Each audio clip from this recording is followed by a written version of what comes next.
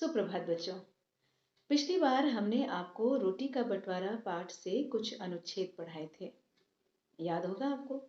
और साथ ही हमने आपको कुछ व्याकरण के विषय भी पढ़ाए थे, जैसे कि संज्ञा। आराम से समझ सकते हैं आप। आज हम इसी पाठ में कुछ क्रिया शब्द आए हैं, उनकी चर्चा कर लेते हैं। क्रिया मतलब करना, काम वाले शब्द या क्रिया, या फिर जिनको आप इंग्लिश में कहते हैं वर्ब, एक्शन वर्ड्स, ये सब एक ही हैं। बच्चों, हम हमेशा कोई ना कोई काम करते रहते हैं। सोना, खाना, रोना, दौड़ना, उठना, बैठना, नाचना, तैरना। और इन शब्दों के साथ साथ वाक्य में एक और शब्द आता है, जैसे कि है। जैसे अगर मैं ये कहूं कि वह खाना खाती है, तो खाती तो क्रिया हुई, लेकिन है सहायक क्रिया कहलाती है। मतलब कि हेल्पिंग वर्ब्स जिसको आप कहते हैं वो इंग्लिश में। तो इनके बिना वाक्य पूरा नहीं होता। जितने भी काम आप करते हैं वो सब क्रिया है। अब अनुच्छेद पढ़ने के बाद आप कुछ क्रिया शब्दों को रेखांकित करिएगा। तो चलिए शुरुआत करते हैं आज के पाठ की।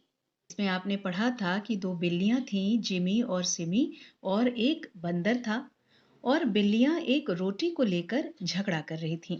तो चालाक बंदर ने उन दोनों को झगड़ते हुए देखा। झटपट एक तराजू लेकर आया और बोला कि लाओ, अपनी रोटी मुझे दे दो, मैं तुम्हारी रोटी को आधा आधा करके बांट दूंगा। अब देखिए आगे क्या हुआ। तो हम लोग आज यहां से पढ़ेंगे। बिल्लियों ने सोचा, बंटवारा होने पर हम लोगों को बराबर बराबर रोटी मिल जाएगी। उन्होंने कहा, ठीक है। अब बंदर तराजू लेकर बैठ गया।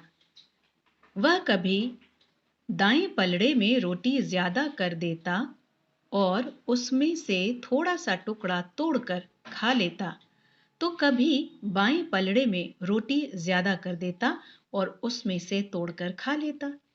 इस तरह धीरे धीरे वह सारी रोटी खा गया। बिल्लियां उसका मुंह देखती रह गईं।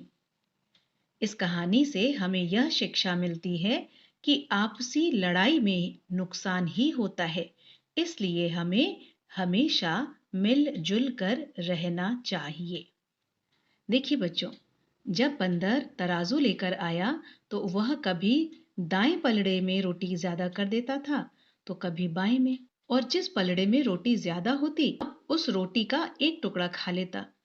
तो धीरे धीरे करके कभी वह बाएं पलड़े में रोटी ज्यादा कर देता तो कभी दाएं में, और ऐसा ही करते करते रोटी का टुकड़ा तोड़ तोड़ कर खाता रहा और सारी रोटी खा गया। बिल्लियां उसका मुंह देखती रह गई, मतलब बिल्लियों के हाथ कुछ भी नहीं लगा। तो आपने क्या सीखा इस कहानी से? तो बच्चों, इस कहानी से आपने यह सीखा कि अगर लड़ाई झगड़ा करेंगे तो हमेशा हमारा नुकसान होगा, हानि होगी, लेकिन मिलजुल कर रहेंगे तो हमेशा हमारा फायदा होगा।